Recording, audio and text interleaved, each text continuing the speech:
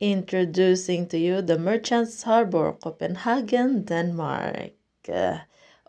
Ang mga gahambal dira nga mali ang pagka-Google ko. Google ka mo na. Kung mali, mail nyo dito si Google. Upod ko nga ako nga mga anak guys, pati si ex. Ara kami sa kuan karon pistok. Ang mga tao dira nga hindi makamove on. Bahala ka mo mag-rortas. Basta kami moving on. Diba? Namian ko sini nga anong tawag sini nga city?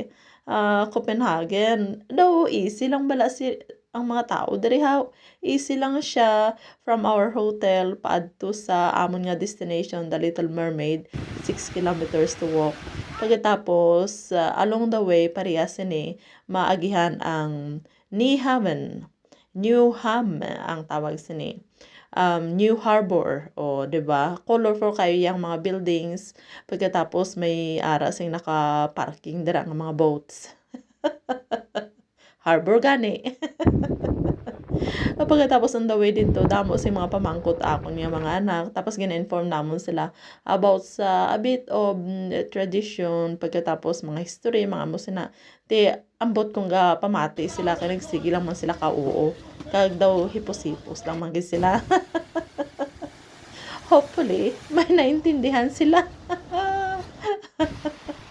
Ay, ambot. Pagkatapos ari nga fountain, nanimian ko siya tanawon. Oo, daw very kwan ang babae ng very strong. Wala ko nagbasa guys kung ano ni nga fountain. Bahala ka mo dira. Lakat ka mo sa Copenhagen para kabalong ka mo. Ara, nakaabot na kami sa Little Mermaid.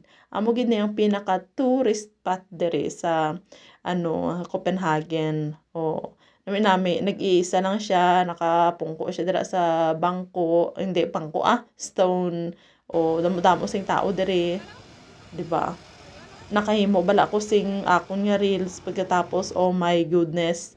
Kadamo sing mga tao, grabe man adjust ko sing camera, gipapungko ko ang akon nga anak ng babae dito sa tubangan para hindi ko ma-disturb. Are on the way back to Newham, pero nakaagi kami sa Royal Palace of Denmark.